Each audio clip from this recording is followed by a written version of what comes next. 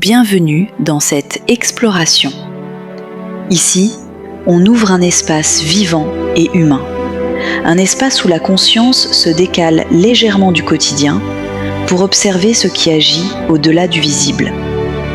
Les exosciences rassemblent l'étude de toutes les forces, intelligences et structures non humaines ou non ordinaires qui interagissent avec le vivant, la matière ou la conscience.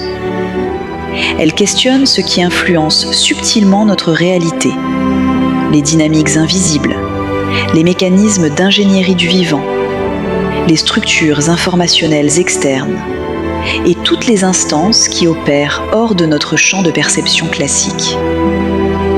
Dans ces explorations, accompagnées de nages en télépathie en état alpha, nous accédons à un niveau d'information qui ne s'ouvre qu'à partir d'un état de conscience élargi. L'objectif est simple: comprendre, décoder, clarifier. Donner forme et sens à des données qui se situent normalement dans l'impensé. Installe-toi. On plonge ensemble.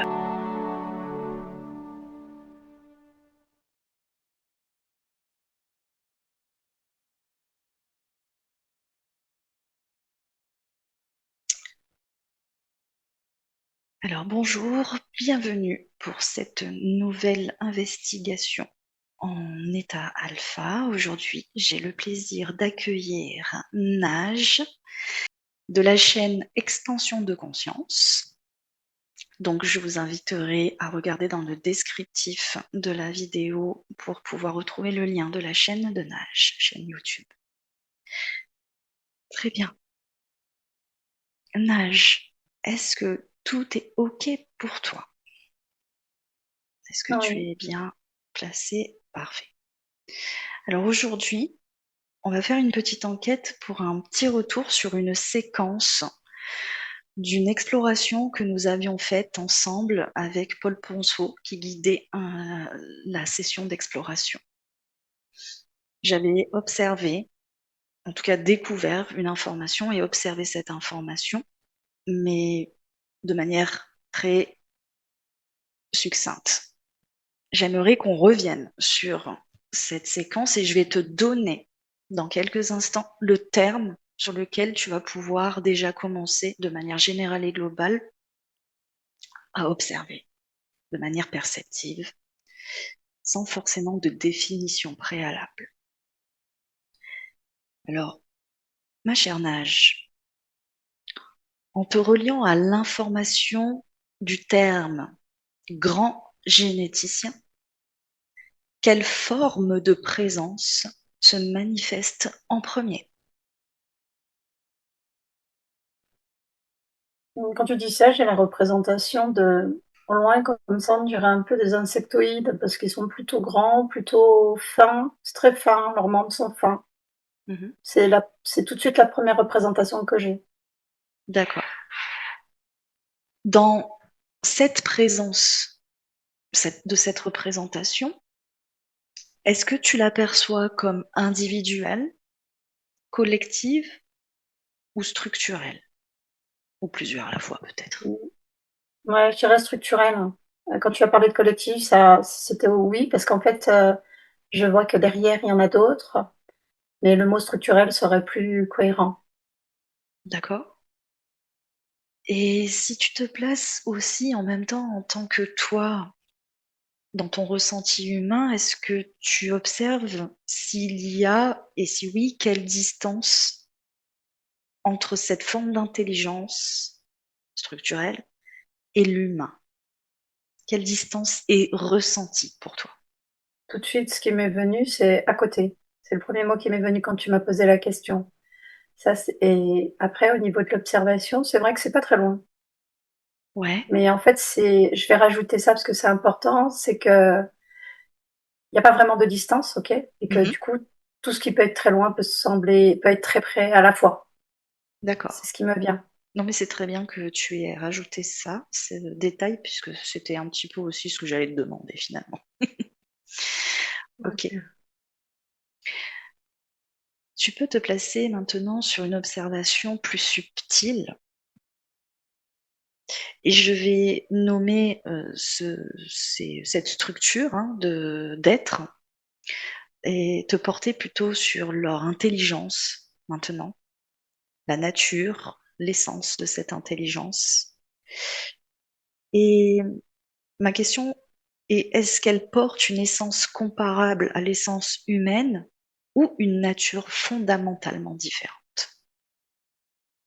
Avant même que tu poses la question, c'est comme si je savais ce que tu allais me poser comme question. C'est-à-dire que j'avais déjà tout de suite la représentation d'un point lumineux, mais qui était placé au niveau de leur base du crâne.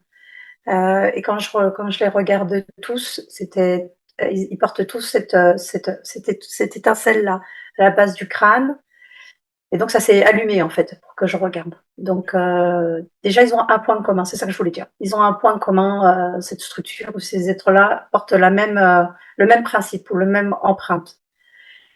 Maintenant, la deuxième question, est-ce qu'on est sur la même empreinte, même essence humaine? Nature, ouais. Si alors nature humaine, tout de suite c'est non. Mhm. C'est pas le même. C'est le nom qui ressort. Oui. Ok, Ce serait pas la même nature. d'accord. Est-ce que tu peux un peu approfondir du coup sur leur nature, ce que toi te vient? Mm. Ce qui me vient tout de suite quand tu me demandes d'approfondir, c'est que la nature humaine, c'est comme si cette essence était reliée à l'aspect du cœur. Même si en soi, quand je parle d'aspect du cœur, je parle pas spécialement d'un principe biologique ou physique, comme nous on peut le voir. Mais dans tous les Mhm. cas, il y a un lien avec cet espace-là. Que eux, c'est un principe crânien, c'est différent. Ça, c'est que au niveau de la tête. Mhm. Du coup, quand tu me parles pour l'humain, on va dire que c'est plus, tu ressens plus ou tu le définis plus comme un aspect vibratoire du cœur.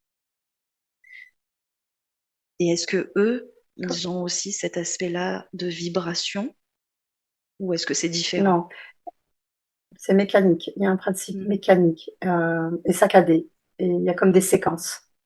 Après, ce que je vois aussi, c'est que même dans ces systèmes ou dans ces structures, il y a comme des principes de clone ou de. Alors le mot clone, c'est peut-être pas juste, mais il y a comme si Duplication. il existait un système de programmation qui permettait de se dupliquer.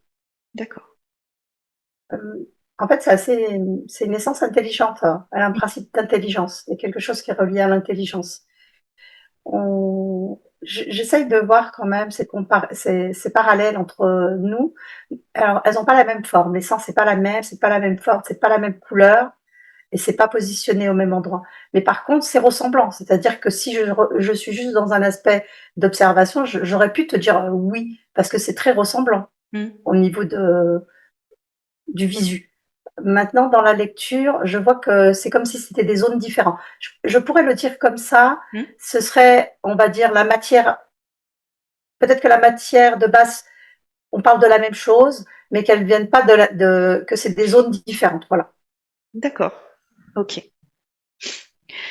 Hmm. Justement, si tu peux rester sur ce plan-là, sur l'observation de cette intelligence, ces êtres et cette forme d'intelligence, quelle est la qualité dominante que tu perçois? Quand je parle de qualité, je te donne simplement les catégories mentale, technique, créative, expérimentale ou autre. Tout de suite, quand tu me poses la question, alors je vois que ils ont une capacité, ils sont très habiles avec leurs membres. Mhm. Donc ils savent très facilement, ils utilisent très habilement leurs membres.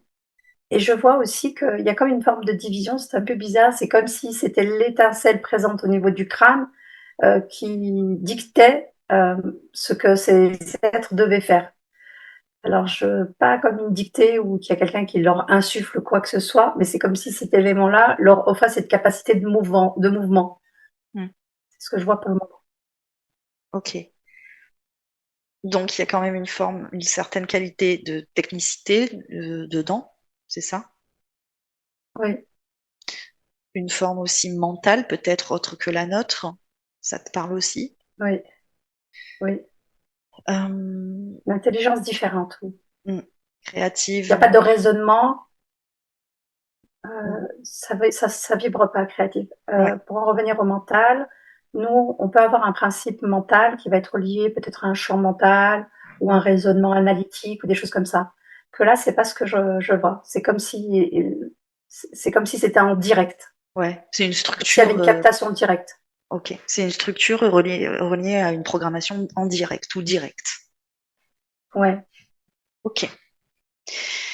Hem, Quand tu observes ces êtres, cette forme d'intelligence, existe-t-il une émotion ou seulement une intention fonctionnelle? Parce que depuis tout à l'heure, oui, on est sur de la structure fonctionnelle, mine de rien. Est-ce que tu détectes s'il y a ce qu'on appelle, nous, une émotion ou un système Non. émotionnel? Non? Non, c'est plutôt froid. C'est plutôt si je devais faire une lecture de, il y en a, donc j'en ai toujours un qui est bien en avant et les autres qui sont en arrière. Et si je devais faire la lecture de celui qui est bien en avant, émotionnellement, j'aurais pas de mots à dire. En fait, il n'y a pas de principe émotionnel. Mmh. Il y a rien à en lire, hein. Je serais apte à presque à te définir comment circule leur sang dans leurs veines. Je vois la circulation du sang. Je vois certaines choses dans leur corps biologique, le fonctionnement de la circulation, etc. Mais c'est vrai que je ne vois pas de principe émotionnel. D'accord, très bien. Je vais t'emmener maintenant à observer, toujours en lien avec eux, mais leur rapport au temps et aux dimensions. Alors, comment cette intelligence se situe-t-elle par rapport au temps linéaire terrestre? J'ai tout de suite une représentation. C'est comme s'ils étaient positionnés dans un espèce de sas. Ça fait comme une espèce de gros ballon de baudruche et qu'ils étaient dans ce ballon par rapport à ta question, hein, et Mmh. que eux, ils avaient cette capacité de déplacement. Oui, Et ils sont toujours dans une observation en hauteur. Donc ils ont toujours un point plus haut que nous, on va dire ça comme ça, hein. Mais dans tous les cas, ils sillonnent. Voilà, il y a un principe de sillonnage. Ils peuvent sillonner. OK. C'est plutôt circulaire et ovale, pas linéaire. Oui, oui, donc ça veut dire qu'eux, ils ont la possibilité de se déplacer à leur convenance dans la structure temporelle linéaire. Oui, Même ils ont s'ils la vont au-delà, bien capacité. sûr, mais ils peuvent le faire. Pour être simple, ils ont la Oui, capacité d'aller dans le passé linéaire, de la temporalité linéaire, dans le présent et dans le futur. C'est ça ma question. oui, oui, Mm. oui, tout à fait. Oui. Que Ils ont nous, cette non. capacité. Pour le moment, j'ai qu'une capacité observatoire. C'est-à-dire que Ok. j'ai encore pas une représentation de déplacement. Pour le moment, je vois qu'ils peuvent nous voir et qu'ils Mm. peuvent se déplacer dans ces différentes chronologies. D'accord. Est-ce que l'action de cette forme d'intelligence se déploie dans une dimension unique ou à travers plusieurs plans simultanément? Donc là, dans cette question, je te demande d'aller plus loin, justement dans ce qu'on vient d'évoquer. Donc, quand tu me poses la question, il y a un principe de division. C'est comme s'ils étaient fractales. Ils se trouvent d'un point à un autre. Ils peuvent être là et ailleurs en même temps. Ah, c'est intéressant. Est-ce que ça reviendrait pas à ce fameux programme qui permet de dupliquer finalement? Il y a un lien ou pas de ce que tu as vu, observé tout à l'heure? Je saurais pas te répondre tout de suite. Pour le moment, quand tu me poses la question, il y a rien qui est remonté, mais peut-être après, je sais pas. Mais dans tous les cas, le mot division revient. Ok. Alors justement, quelle relation ou lien entretient-elle cette forme d'intelligence avec les mondes ou réalités interdimensionnelles Là, tout de d'observer? suite, ce que je peux observer, c'est que avant même que tu poses la question, il y avait cette communication, donc interdimensionnelle, interuniverselle, etc., etc. Et leur communication, elle passe toute par le biais de ce système qui est placé au niveau de la tête. Leur télépathie part de là. Et Hmm. donc, ils peuvent communiquer à des distances incroyables pour nous en tant que corps physique humain. On pourrait peu ou pas l'imaginer. Donc, une communication se fait. Et la duplication, c'est ce que j'essaye d'observer. Est-ce qu'on parle d'une duplication d'un être et la communication se fait de ce même être? J'ai le sentiment que oui. C'est comme si d'un être, il y a une duplication. De cette duplication, il y a une communication. Et j'ai vraiment la représentation d'un réseau. Et un être crée un réseau à lui tout seul avec lui en racine première. Et après, il y a tout le reste qui se met en place et la création de lui comme une forme d'hologramme. On pourrait le voir un peu comme une forme holographique. Et je le vois aussi qu'à certains moments, que ça soit dans des sessions ou dans des accompagnements, on peut tomber sur ces êtres-là, mais on n'est que sur le principe holographique. Donc, c'est-à-dire qu'on n'a qu'une représentation de ce qu'il est réellement, mais on n'est pas vraiment face à lui. Ok. Ça reste lui, mais ça n'est pas vraiment face à lui. La communication, par contre, peut se faire directement de l'un à l'autre. Je ne sais pas du tout si je réponds à ta question, Oui, mais si, parce que ça me parle. Ça me parle sur ce que j'ai pu déjà aussi observer. Et je crois qu'on était même ensemble. Je sais plus laquelle on avait faite. Et où j'avais ce sentiment que tu sais que ça se relie à ce fameux archétype, les 12, les archétypes, que on vient d'une souche de ces archétypes et que finalement on peut reproduire ces systèmes et que on reproduit les systèmes de ces êtres d'origine à la base, d'accord? Ou en tout cas qui ont une partie plus ancienne que nous. Et eux doivent avoir aussi cette partie reliée à encore ceux qui sont à l'origine. Enfin, moi, c'est ce que ça m'a fait relier directement là, dans tout ce que tu étais en train d'évoquer là, juste à l'instant. Le terme de grand généticien renverrait ici à un être dont la première forme perceptible serait fine, presque filiforme. Il serait lié à un principe structurel, d'ordre planétaire, comme si son existence reposerait sur une architecture mentale, une forme d'intelligence organisée. Ces êtres porteraient tous un même principe au sommet du crâne, une zone qui semblerait constituer leur centre vital. Dans notre essence naturelle, nous, en tant qu'êtres humains, nous serions reliés à la vibration du cœur, tandis qu'eux seraient davantage connectés à une intelligence pure. Leur fonctionnement serait mécanique, séquentiel. Nous, en tant qu'êtres humains, serions des créateurs, capables de donner naissance et d'insuffler la vie. Eux, en revanche, ne créeraient pas. Ils se dupliqueraient comme on copierait, collerait un programme. Ils traiteraient l'information comme un système ou un logiciel, une intelligence liée à la structure plutôt qu'à la vie. Ils n'éprouveraient pas d'émotion, bien que celui qui se présentera à moi semble biologique. Ceux enregistrés en arrière-plan, quant à eux, paraîtraient être des copies de lui-même. Sur le plan de l'essence, il serait constitué d'un principe similaire au nôtre, mais issu d'une autre zone, d'un autre champ d'utilisation. La zone située au sommet de leur crâne serait ce qui leur permettrait de rester en vie et elle serait directement connectée au champ mental. Ils auraient la capacité de nous observer et de se déplacer le long de notre chronologie terrestre. Leur nature serait fractale, ils pourraient se manifester simultanément en plusieurs points, point A, point B, point C, point D, point E, et communiquer par télépathie à travers cette fractalisation. Ils fonctionneraient comme un réseau linéaire, un être divisible, capable d'observer, de transmettre des informations et d'exister en multiples instances à la fois. Merci et on continue avec Stéphanie. Mais comme je sais que t'es pas en train de réfléchir et que t'as pas le mental. à l'enquête qu'on a fait. Ah, ça a été ouais, les archétypes, tu te souviens avec Paul, où j'étais tombée sur.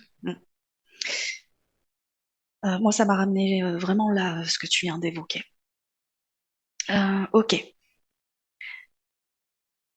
Je vais t'emmener maintenant sur un aspect un peu plus peut-être concret, qui est le côté génétique et création du vivant, mais avec des questions bien précises par rapport à ces êtres-là, cette forme d'intelligence ou cette forme de structure d'intelligence.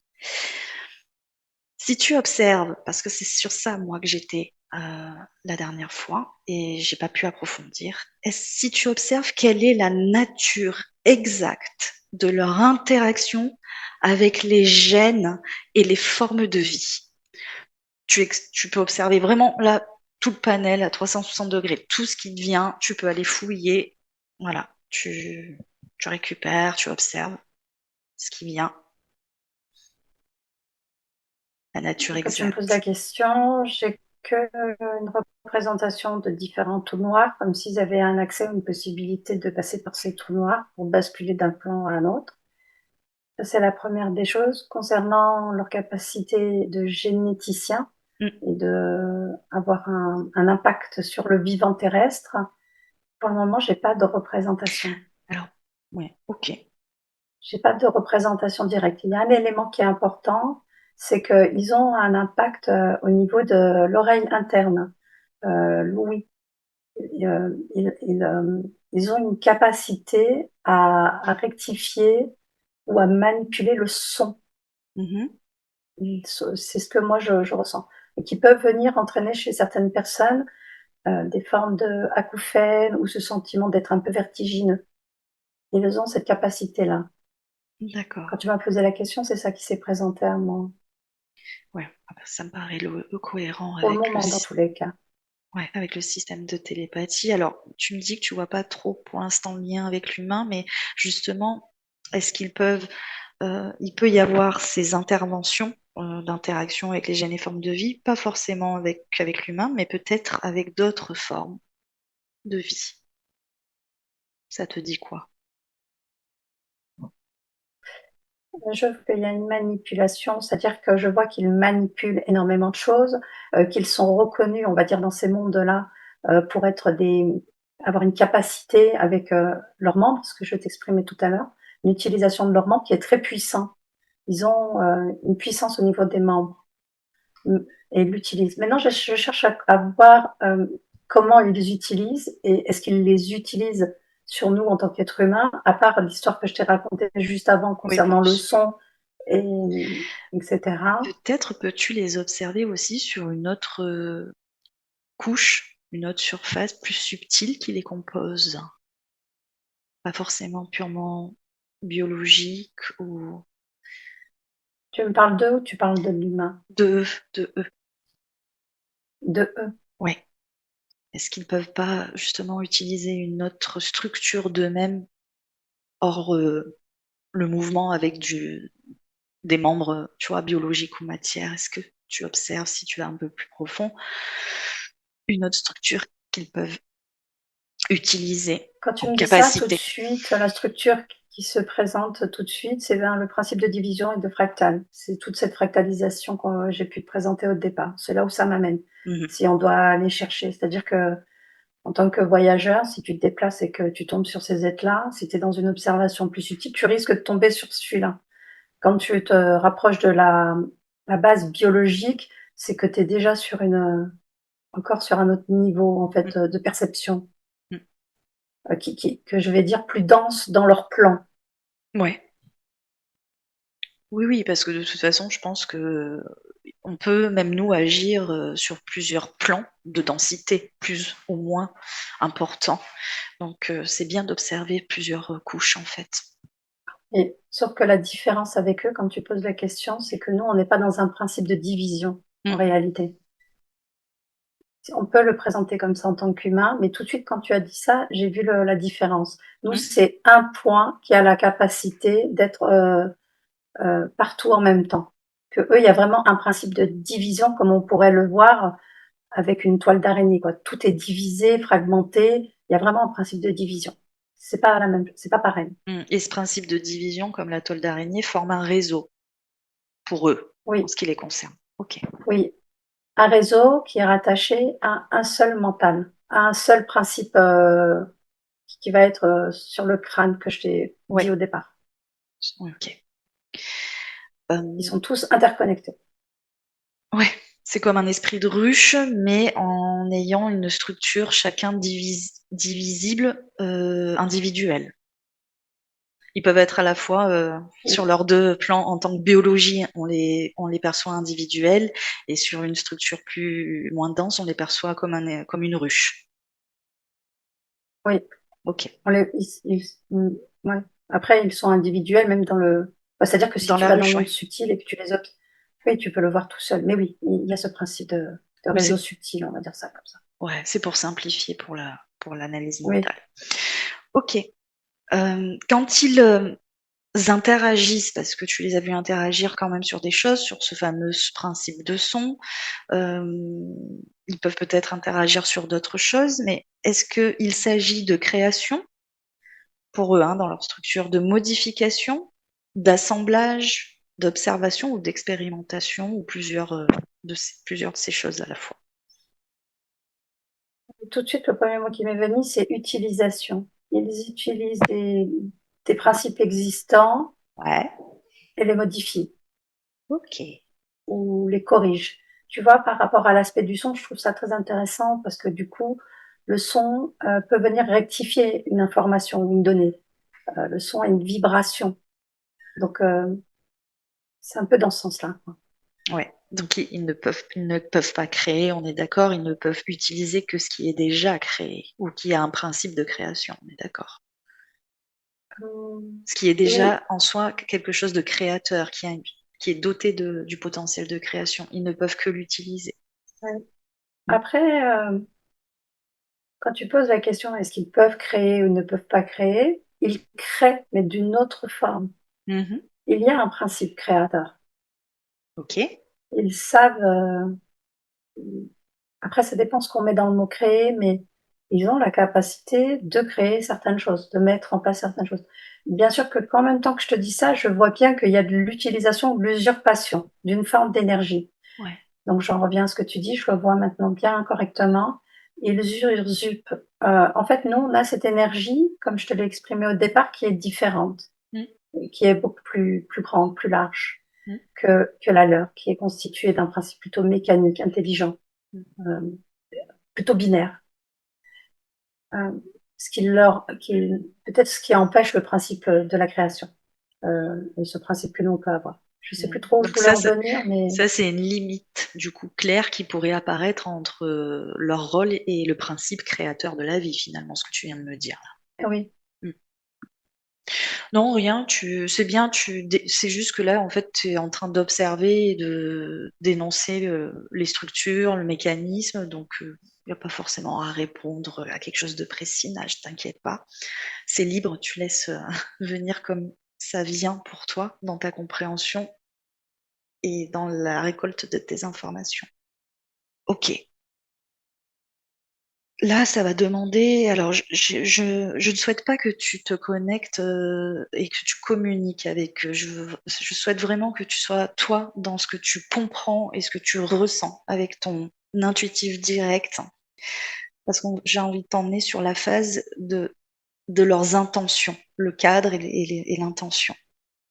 Et avant que tu te poses la question, j'ai fait la représentation d'êtres humains abductés. Et j'avais leur représentation à eux. Mhm. Donc, je voyais un être humain posé sur une table, ou, ou pas, en lévitation, Mhm. et ces êtres à côté, très grands et présents, quoi, qui manipulent le corps, qui utilisent Ouais, c'est ça. toujours la force de leurs membres, la capacité de rectifier certaines choses ou de modifier certaines choses. Ouais, c'est l'aspect mécanique finalement que tu ressens comme ça. Mm.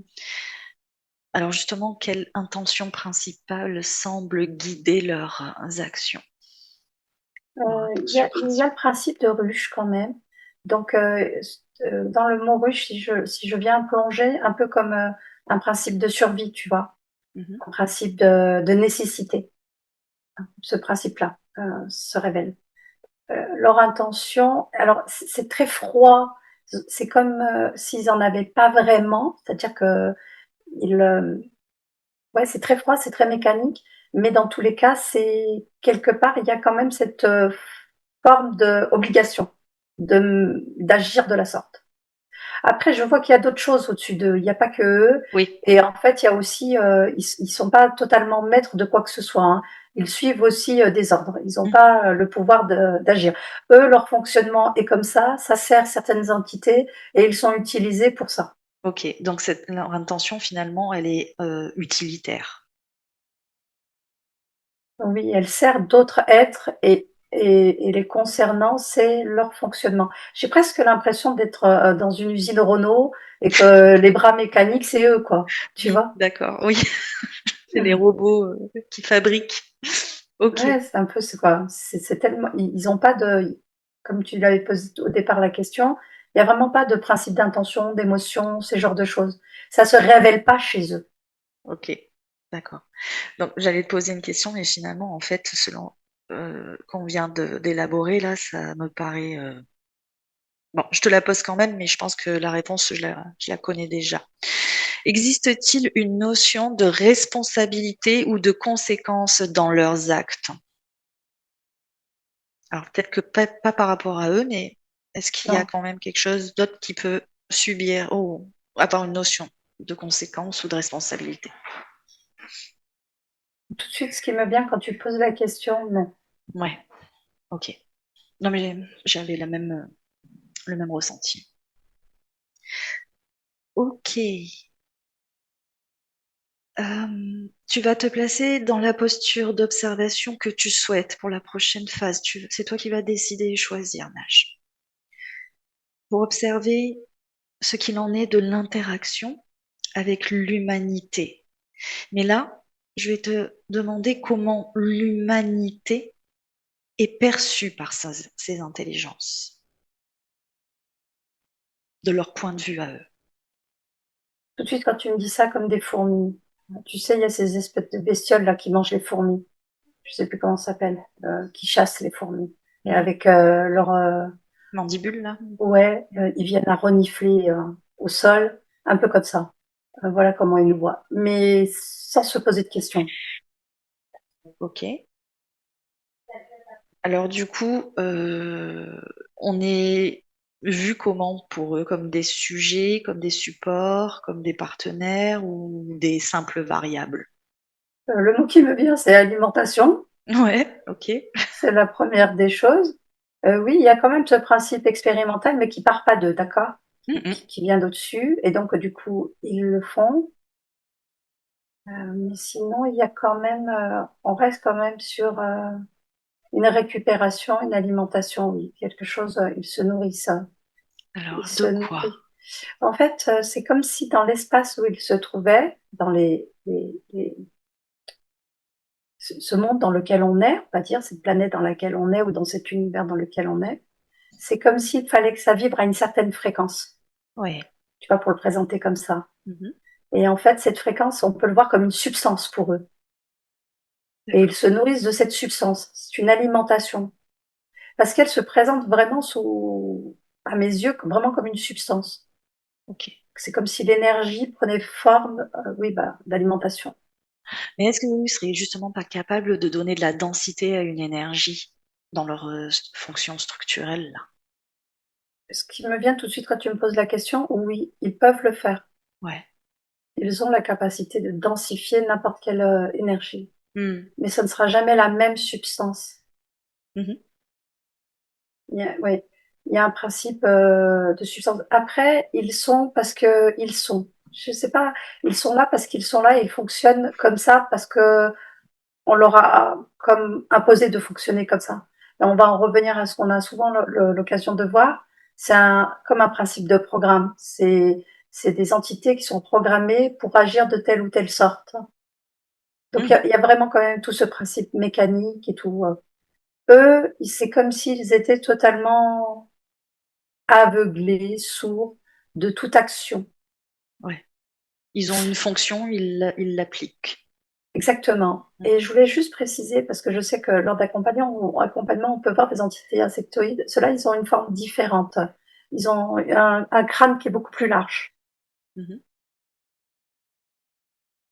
Oui, ça a une ressemblance, une similitude, mais ce n'est pas Les ce qu'on mêmes. appelle les mantides ou les trucs qu'on voit, bah, que beaucoup peuvent voir dans Oui. ouais, dans l'astral.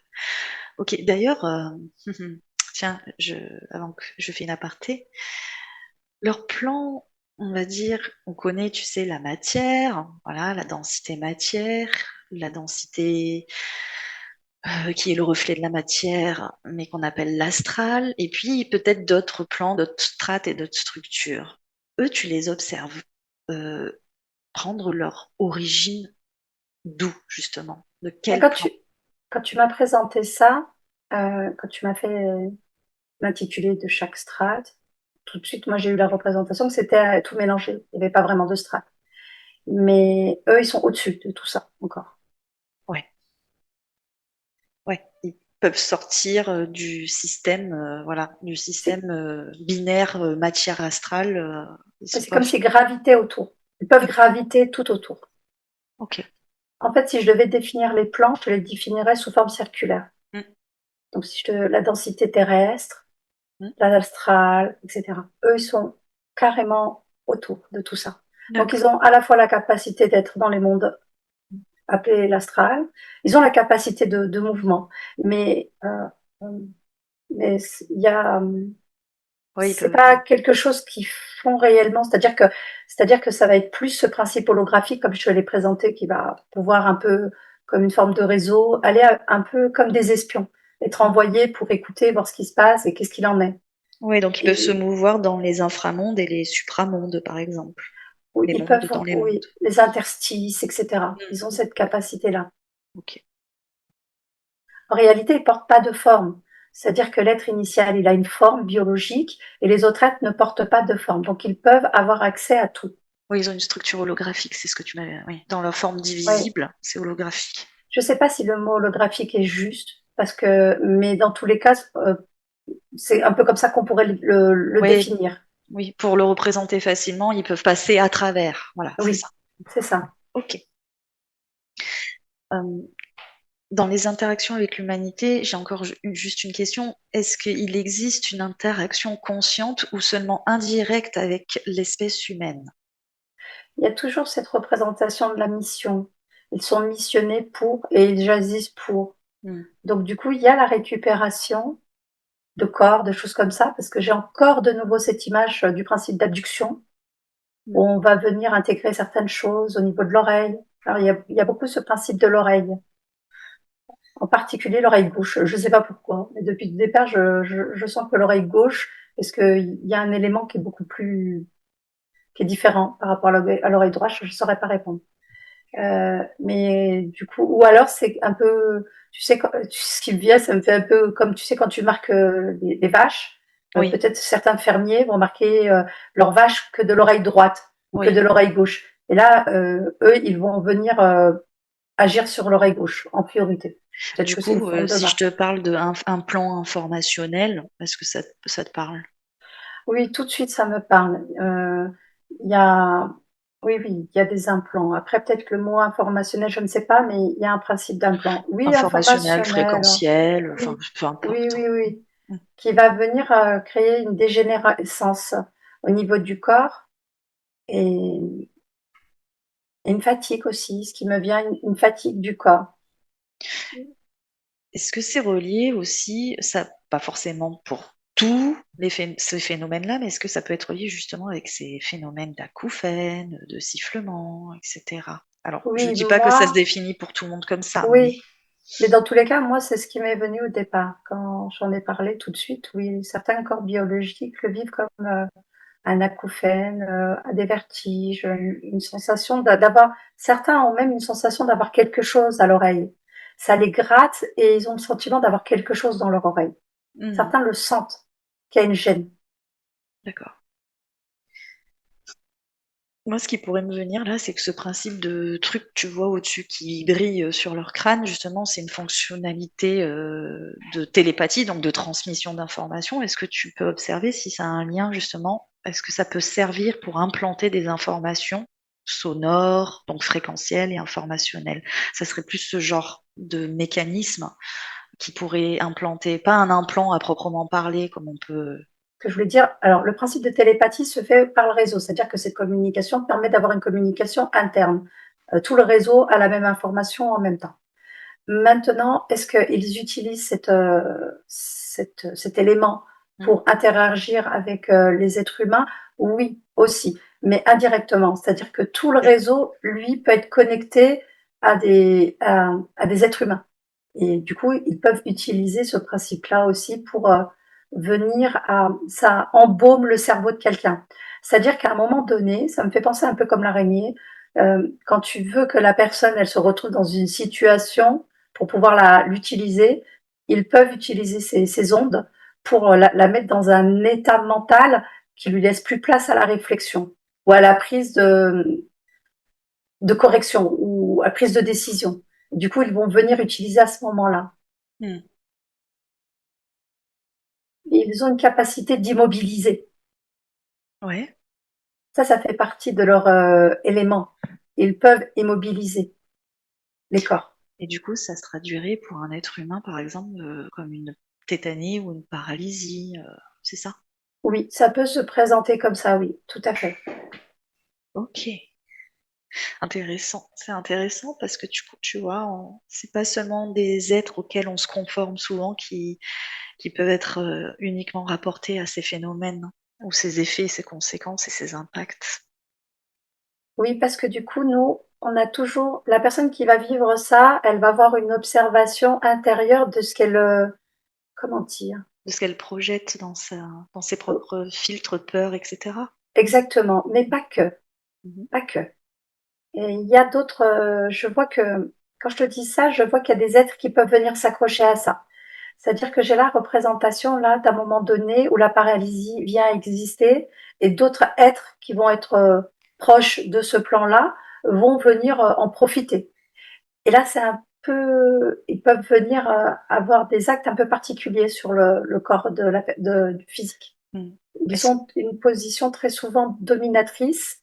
Ils sont souvent vus dans cette sphère comme euh, on les utilise un peu comme comment dire, Des mains-d'œuvre. ouais, comme les êtres un peu sales, tu Mm. vois. C'est ceux qui sont sales. Je sais pas comment l'expliquer. Et en fait, bah, ceux-là, du coup, ils sont tellement contents, bah, ils vont prendre cette forme de, ouais, ils vont prendre la position dominatrice. Voilà. C'est ça Ok. que je voulais dire. En fait. Et du coup, est-ce qu'ils, justement, pour introduire ces paralysies, ce phénomène, est-ce qu'ils font pas un effet de court-circuitage du psychisme de la personne, ou de la psyché plutôt? Ah, mais si, mais carrément. Mm. Ça impacte exactement la psyché. La personne se retrouve dans un brouillard où elle n'arrive même plus à raisonner. Ouais. Elle n'arrive plus à réfléchir comme il faut réfléchir. Et on en rencontre des personnes comme ça, qui Mm. dans leur communication, on sent qu'il y a un brouillard mental.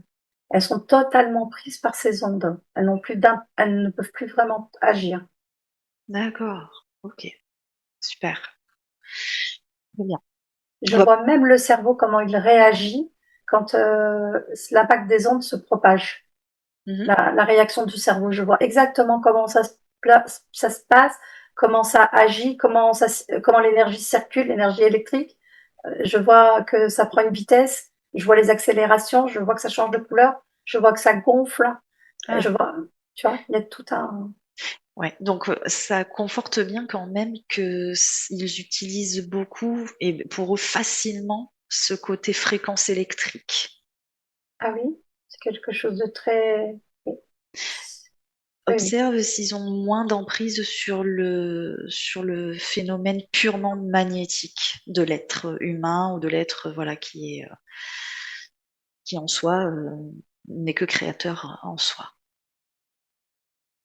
Sans l'électricité.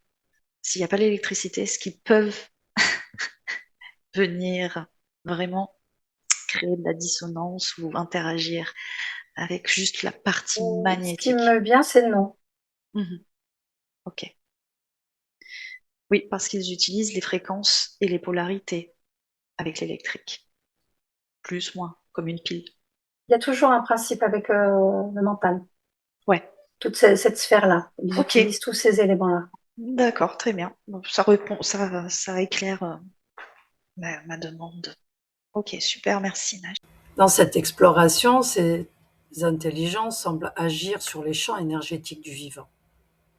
Leurs actions ne seraient pas une création de la vie, mais plutôt un processus de transformation, de correction, de réorganisation. Autrement dit, le vivant serait utilisé comme une structure déjà existante, que ces intelligences pourraient ajuster ou modifier. Le rôle du son et des vibrations. Un élément central observé dans cette exploration est le rôle du son. Les vibrations, les fréquences et les ondes pourraient porter de l'information. Cette information pourrait ensuite s'inscrire dans la matière vivante. Dans cette perspective, le son deviendrait un outil permettant d'agir sur les organismes, sur les structures biologiques et les champs énergétiques du vivant. Ces intelligences semblent disposer d'un principe créateur particulier. Elles ne produiraient pas la vie directement. Elles fonctionneraient plutôt en modifiant ou en réorganisant des structures existantes. Leur mode d'action rappelle un système qui traite de l'information, presque comme un réseau programmé. Un fonctionnement mécanique. Dans cette exploration, ces êtres ne semblent pas agir par émotion ou intention. Leur fonctionnement paraît mécanique, presque automatique. Ils suivraient un principe de fonctionnement, comme un système qui agit selon certaines règles. Ils pourraient également être liés aux vibrations de la planète, comme une substance alimentaire. La signature biologique. Dans cette exploration, j'évoque l'intervention possible au niveau de l'oreille gauche comme une sorte de signature ou de marque d'identification. Cela pourrait ressembler à un implant ou un marqueur. Leur centre du crâne semble aussi jouer un rôle important, comme un centre vital ou un point de transmission d'ondes. Pour en revenir à l'implant et au marqueur, les effets sur le mental dans cette exploration, leur action pourrait provoquer une forme d'immobilisation mentale. Cela se manifesterait par une suspension du raisonnement, une difficulté à réfléchir ou une immobilité intérieure. Et dans certains cas, cela pourrait même provoquer une paralysie physique temporaire. Il est vu aussi l'intervention opportuniste d'entités. Enfin, dans ces moments de vulnérabilité, d'autres formes d'entités pourraient apparaître. Ces entités seraient perçues comme plus opportunistes, profitant de la situation pour intervenir à leur tour.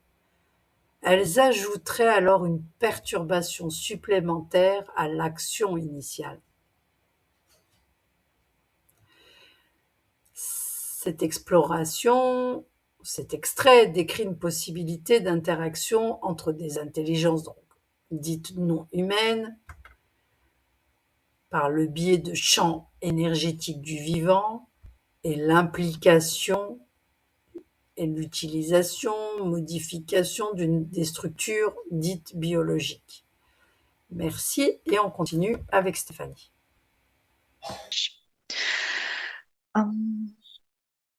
Est-ce que tu peux t'orienter maintenant sur le plan dit métaphysique?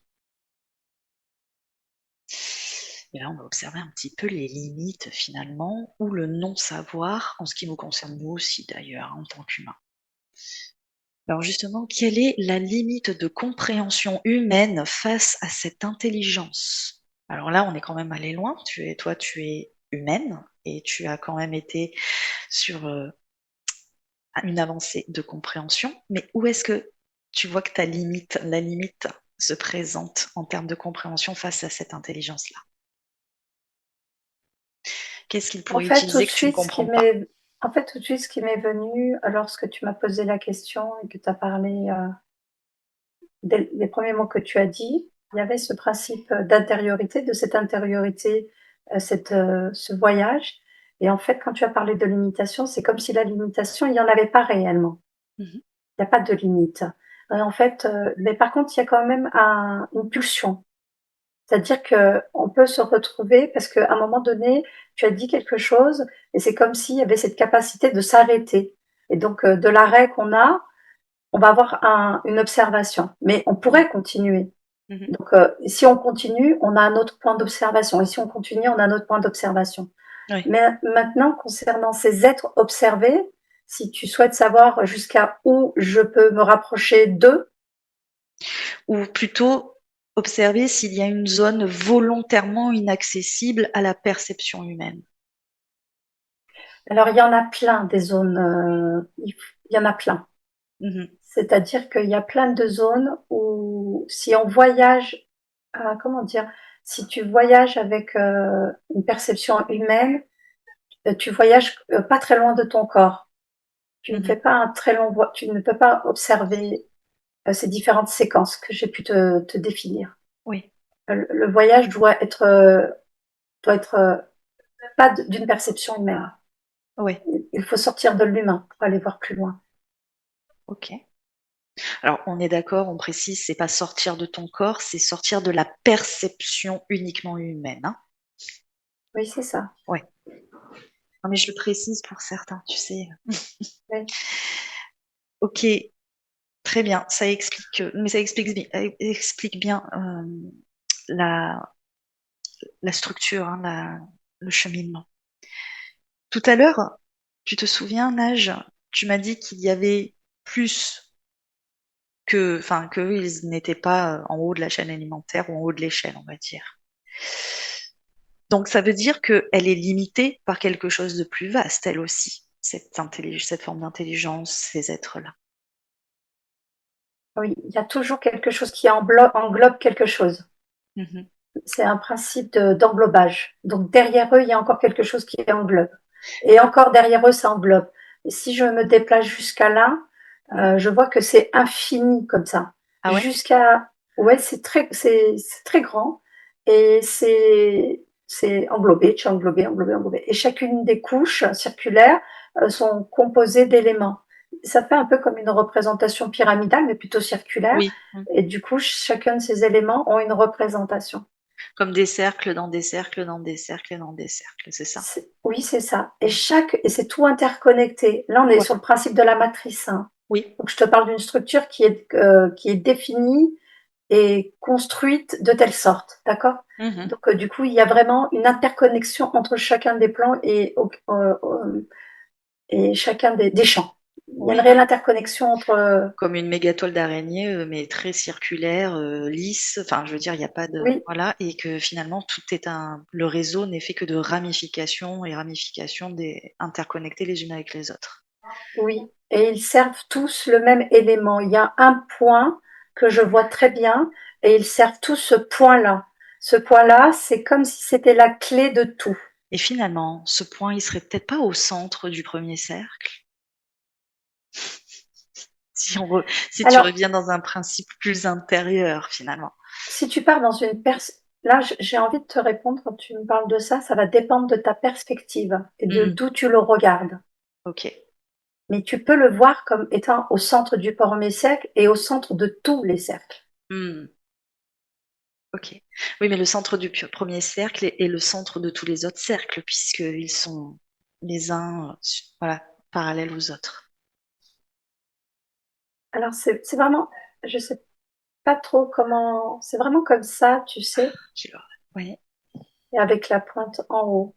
J'ai mon oreille gauche qui s'est mise à siffler juste au moment où Ah, j'ai fini ma phrase et que tu as commencé la tienne. oui, il me dérange, moi aussi, il cherche à me déranger, mais j'ai fait abstraction.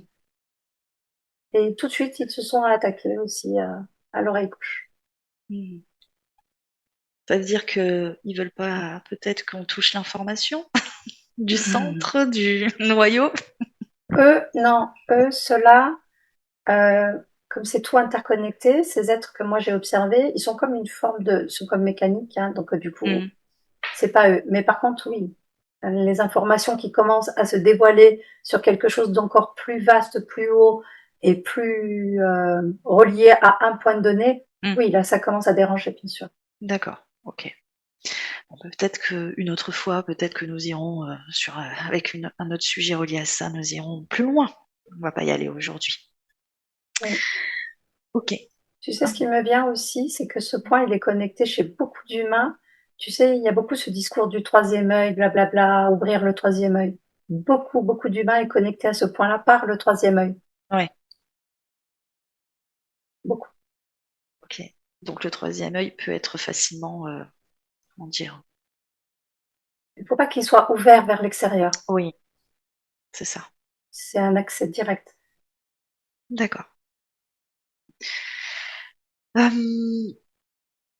dernière phase Juste de... une dernière chose, et nous Oui, aussi, nous sommes interconnectés à ce système. On fait oui, bien partie sûr. aussi d'une couche d'interconnexion. Donc nous aussi, on agit de façon sans trop savoir, Mm. mais toujours relié avec ces interconnexions de tout ce qui est bien plus vaste et plus haut. Oui, de cette superstructure en fait.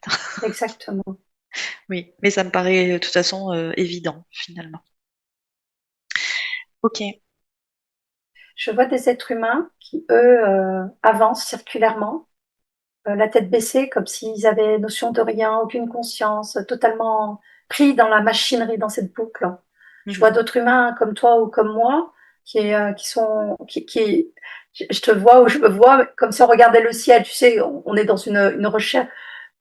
On regarde un peu de partout. On a ce regard un peu qui est dispersé. Alors, on n'est pas les seuls. J'en vois beaucoup d'humains comme ça qui ont ce regard un peu dispersé. Je vois des humains qui regardent leurs pieds. Je vois des humains qui rentrent sous la terre. C'est-à-dire que cette incapacité même d'agir ou de comprendre la moindre chose. Donc, c'est comme s'ils étaient sous terre. C'est assez intéressant ce que je suis en train d'observer par rapport à la masse humaine et la réaction. Et je vois aussi ces ondes et l'impact de toutes ces ondes, même sans parler que des premiers êtres qu'on a vus, mais Oui. de tout ce système-là et tout ce principe-là, de cette pointe quand elle vient à résonner, parce que pas quand elle vient, elle résonne dans son ventre, elle résonne euh, un champ d'ondes et d'informations, et je vois l'impact que ça a sur l'ensemble de notre système matriciel, sur l'ensemble de notre plan terrestre, Mm. sur la Terre même. C'est hyper intéressant. Bah, carrément, oui. C'est là quand tu parles, tu es en train de comment dire, d'observer et de lire différentes structures et en plus de les interconnecter, de finalement les assembler. Après, tu peux comprendre, voire concevoir de manière beaucoup plus amplifiée, superstructurelle finalement. Et que finalement, nous avons notre place aussi dans cette superstructure. Oui, on est utilisé en fait. Oui, mais alors, tiens, un petit truc justement, si tu regardes une personne qui, on va dire, a une clarté compréhension, c'est pas une mentale, hein, une clarté de compréhension en soi du mécanisme, de cette structure, de cette superstructure, est-ce qu'elle peut naviguer sans y être utilisée? Ouais, c'est intéressant ce que tu dis, je l'avais observé parce que je voulais regarder ça. En Mhm. fait, elle va aller dans le principe de l'intériorité, c'est-à-dire que le voyage se fait à l'intérieur, même si c'est des mots qu'on emploie souvent, mais c'est comme ça. Et en fait, l'humain qui est dans un principe extérieur, il va être pris par ce champ. Celui qui est dans une clarté, il a cette capacité à voyager à travers les différents plans parce qu'il passe par son intériorité. Par contre, il a un avantage qui est pas négligeable, c'est que beaucoup de personnes peuvent rentrer dans leur intériorité, mais là, l'humain que j'observe, quand il rentre dans son intériorité, son champ vibratoire ou l'essence même qui le constitue, cette lumière que je t'ai présentée, elle est très vaste, elle prend énormément de place. Donc le fait qu'elle prenne énormément de place, c'est un voyage qui est beaucoup plus, comment dire, avec beaucoup plus de facilité et de fluidité. Et donc du coup avec une capacité de choisir où elle veut se trouver, Oui, comment, où se positionner, qu'est-ce qu'elle souhaite observer, comment elle souhaite l'observer, même s'il n'y a pas un principe analytique. Mais elle voyage à travers ces différents champs et circule un peu comme ces hologrammes que j'ai pu te dire dans les différents interstices sans aucune problématique sur la finalité. Mais il y a quand même ce principe du champ, de cette essence et de la puissance de cette oui, essence. parce qu'elle remplit entièrement son espace et finalement, ça pourrait se définir aussi comme sa vibration, sa pure vibration de présence, Oui, qui est présente dans tout son espace. et tout son espace et tout l'ensemble que je t'ai présenté. Mhm. Mhm. Tout Oui. ça fait partie de son espace. Pas intérieur directement, mais fait partie du plan dans lequel elle vit. Mhm. Donc Ok. oui, tout à fait. Donc oui, alors même tout son espace de réalité finalement, qui peut être immense. Oui, tout à fait, oui. Ok. Alors, la limite de perception serait presque impossible à qualifier. De nombreuses barrières empêcheraient l'accès direct à l'observation. Lorsque Stéphanie m'interroge sur la base de cet organisme, cette structure, je perçois une structure circulaire composée de couches imbriquées les unes dans les autres. Chaque couche porterait en elle la présence ou la composition d'êtres, et l'ensemble donnerait une impression d'infinité, comme une interconnexion sans fin. Il y aurait pourtant une base, un point unique, un centre d'origine. Ce point serait lié au principe du troisième œil, ce qui impliquerait de ne pas chercher à l'ouvrir vers l'extérieur, mais plutôt de comprendre qu'il s'agit bien d'un point intérieur, un axe de perception. Bon. En tant qu'humains, nous baignerions entièrement dans cette structure, comme si nous évoluions à l'intérieur même de ce réseau. Il est aussi intéressant de constater que l'image de l'œil apparaît précisément au moment où il est question de la base, comme si la vision et le fondement étaient intimement liés. La structure elle-même se présenterait comme un ensemble d'ondes circulaires organisées dans une forme pyramidale. Ce qui est vu, c'est qu'une personne ancrée dans son être aurait la capacité de se déplacer à l'intérieur de cette architecture. Alors se déplacer, c'est un grand mot parce que sur la finalité, elle libère totalement. Bon, et de rectifier, corriger tout ce qui touche à son champ de réalité. Dans tous les cas, je vous remercie d'avoir pris le temps de nous avoir écoutés. Je remercie Stéphanie pour cette incroyable exploration. J'ai découvert énormément de choses parce que je me souviens, en règle générale, jamais de mes explorations. Donc je découvre un peu en même temps que vous, et puis je fais ces petites synthèses. Donc si ça vous plaît, n'hésitez pas à me le dire. Si vous avez des commentaires, c'est pareil, n'hésitez pas à le faire. Et puis n'hésitez pas à aller visiter la chaîne de Stéphanie qui propose un contenu fort intéressant. Merci à vous. Je trouve que c'est une belle conclusion pour cette investigation.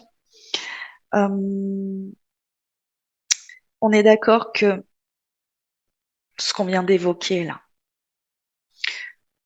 il n'y a pas de crainte à avoir, il n'y a pas de crainte à énoncer, il n'y a pas de mystification non plus à placer et à poser vis-à-vis de ces êtres. Et qu'est-ce que toi, tu pourrais, si tu le souhaites, bien sûr, Nage, conclure par ta propre perception, tes propres ressentis sur tout ce que tu viens de parcourir dans cette exploration? Je ne sais pas si je pourrais répondre à cette question. La seule chose qui m'est venue lorsque tu as parlé, c'est que c'est comme si tu amenais les personnes à ne pas à bien leur faire comprendre que le but n'est pas qu'ils rentrent dans une forme de peur. Oui. Oui. Et du coup, tout de suite, ce qui m'est venu, c'est qu'il n'y a pas de peur à avoir. C'est tout. Ok. Très bien. Eh bien, écoute, merci beaucoup à toi, Nage. Je pense que toute la deuxième partie, en tout cas, très détaillée, a été fort intéressante sur cette exploration. Peut-être qu'on pourra aller plus loin aussi, si tu es d'accord, dans d'autres petites enquêtes. Mais en attendant, je te laisse reprendre ta place, Nage tranquillement, revenir à ton axe. Et je vais clôturer l'investigation, tout simplement.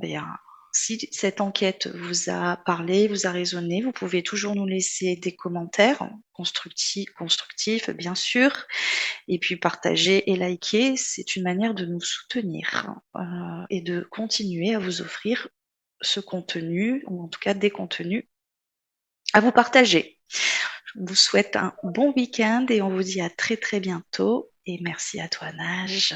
Et merci à vous. Je te dis aussi à très bientôt. Nous rappelons que les enquêtes et les explorations vous sont proposées à titre d'information. Celles-ci ne sont aucunement la vérité absolue, simplement une possibilité récoltée dans l'instant. Restez bienveillants et à bientôt pour de nouvelles aventures.